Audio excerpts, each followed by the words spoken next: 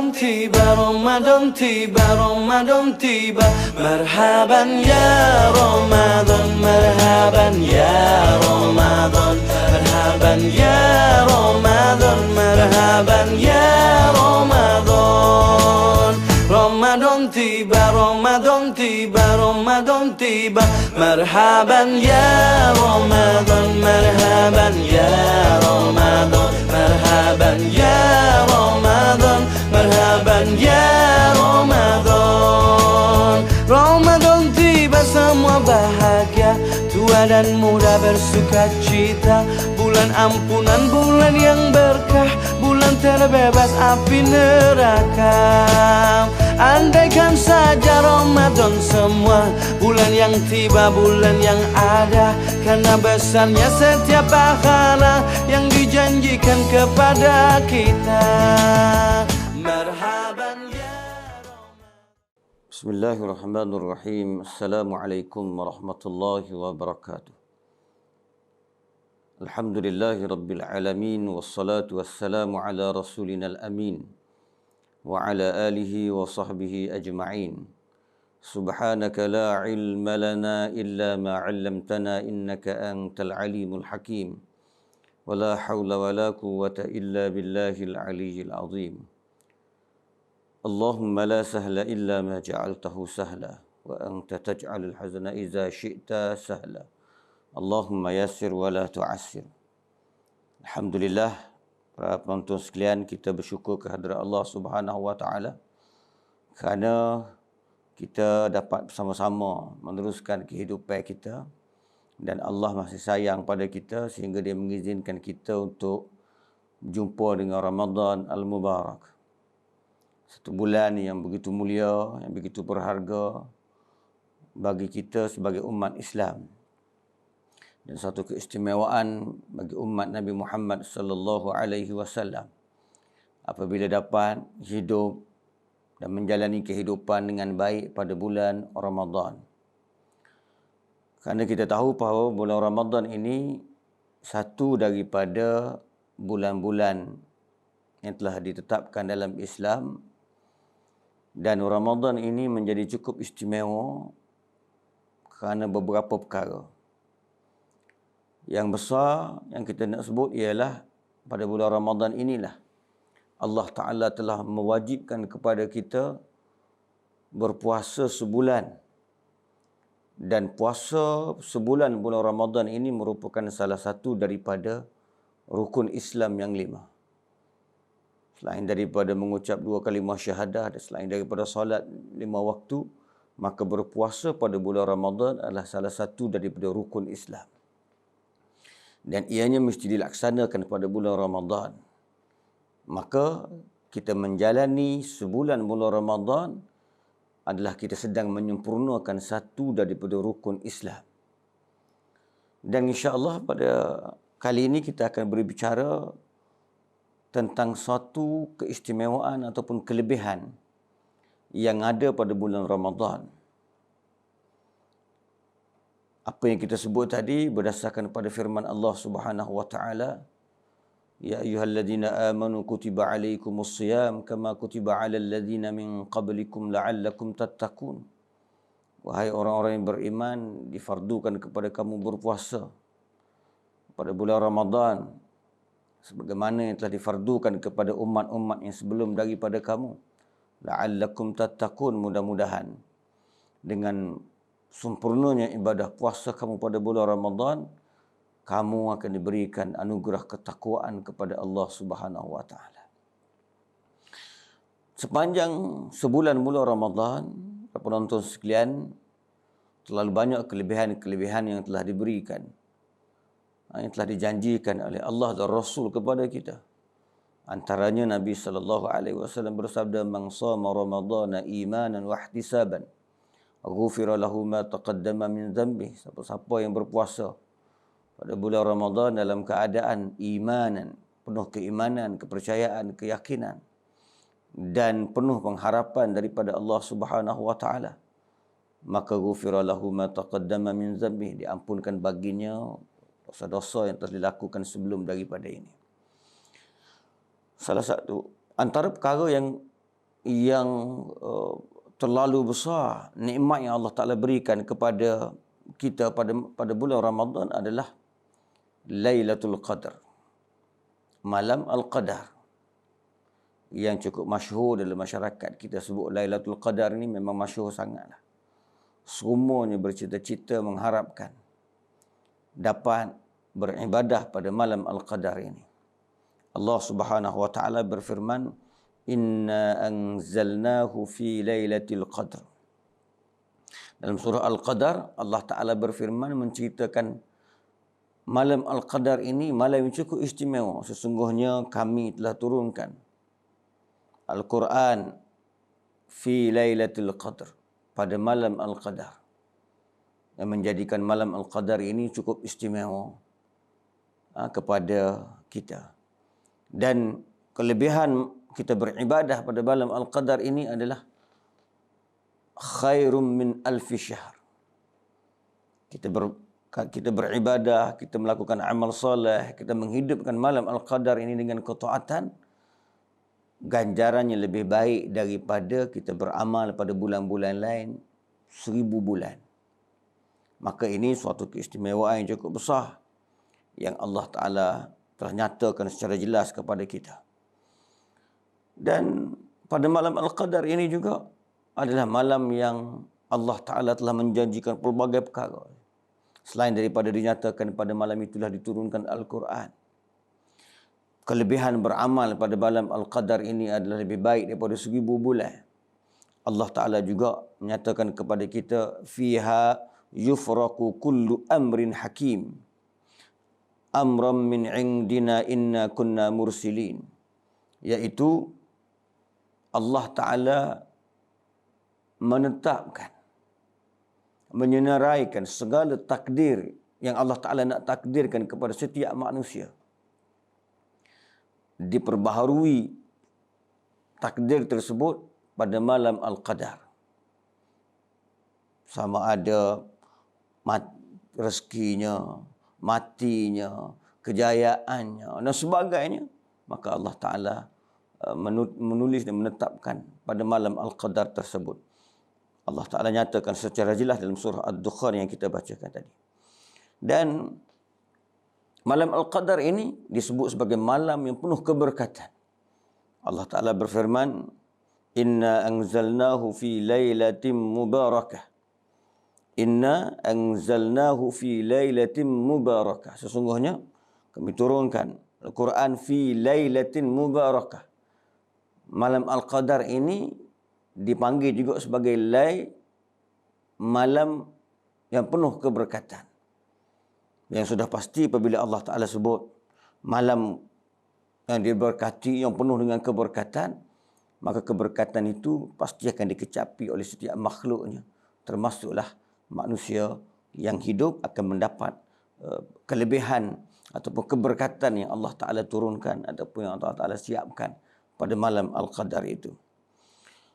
Beribadah pada malam Al-Qadar sebagaimana yang kita sebut di awal tadi, lebih baik daripada Lailatul Qadri khairum min alfi syahr.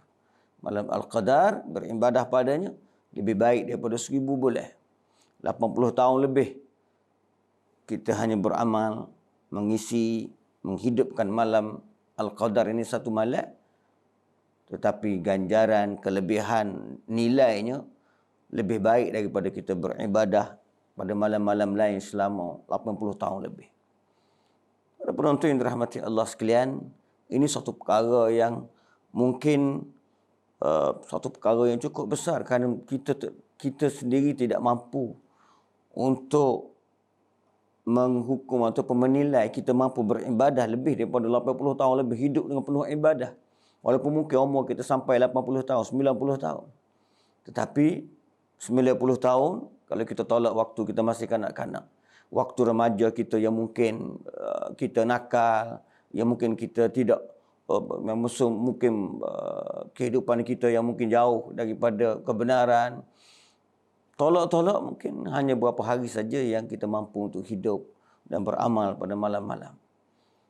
Tetapi kita beramal pada satu malam yang disebut sebagai malam Al-Qadar, ganjarannya lebih baik daripada kita beramal selama 1000 bulan. Maka sudah pasti kelebihan-kelebihan ini yang sepatutnya menjadikan kita penuh bersemangat untuk menghidupkan malam-malam Ramadan, kerana Nabi SAW bersabda, "Man qama Ramadana imanan wa ihtisaban, ghufira lahu ma taqaddama min dzambih." Siapa-siapa yang mendirikan malam-malam Ramadan. Bagaimana kita nak mendirikan malam-malam Ramadan ini? Mendirikannya dengan melakukan ibadat-ibadat solat yang wajib, melakukan ibadat sunat, melaksanakan solat tarawih yang telah disyariatkan khusus untuk pada bulan Ramadan. Tambah lagi solat-solat sunat yang lain, tahajud, solat witir. Banyakkan baca Al-Quran pada malam-malam Ramadan. Berzikir, beristighfar, minta ampun kepada Allah. Ini adalah antara amalan-amalan yang kita boleh laksanakan pada malam-malam Ramadan. Kerana inilah antara yang disebut sebagai man qama Ramadana.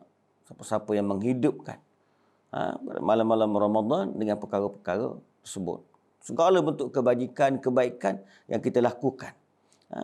Cukup nilai yang cukup besar dan lebih besar apabila berlaku pada malam dan disebut sebagai malam Al-Qadar. Tuan-tuan, puan-puan yang dirahmati Allah sekalian, pada malam Al-Qadar ini juga Allah Ta'ala sebut, "Tanazzalul malaikatu warruhu fiha biizni rabbihim min kulli amr." Apabila Allah Ta'ala sebut turun pada malam tersebut al-malaikah, para malaikat, dia beri turun, malaikat turun menggambarkan turunnya mereka ini bil khairi wal barakah wal rahmah wal maghfirah. Para malaikat yang turun ke bumi ini membawa kepada kebaikan, membawa keberkatan daripada Allah Subhanahu wa taala, membawa turun rahmat daripada Allah Taala, membawa turun pengampunan daripada Allah Subhanahu wa taala. Maka malam Al-Qadar ini cukup besar nilainya bagi kita hamba Allah Subhanahu wa taala yang beriman. Allah juga sebut dalam surah yang sama, dalam surah Al-Qadar, "Salamun hiya hatta matla'il fajr." Maka malam Al-Qadar ini adalah malam membawa kepada kesejahteraan, keselamatan.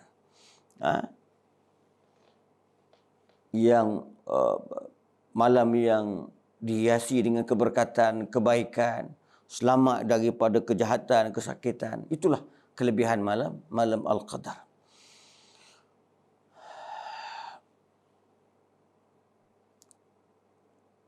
Nabi SAW telah bagi contoh kepada kita.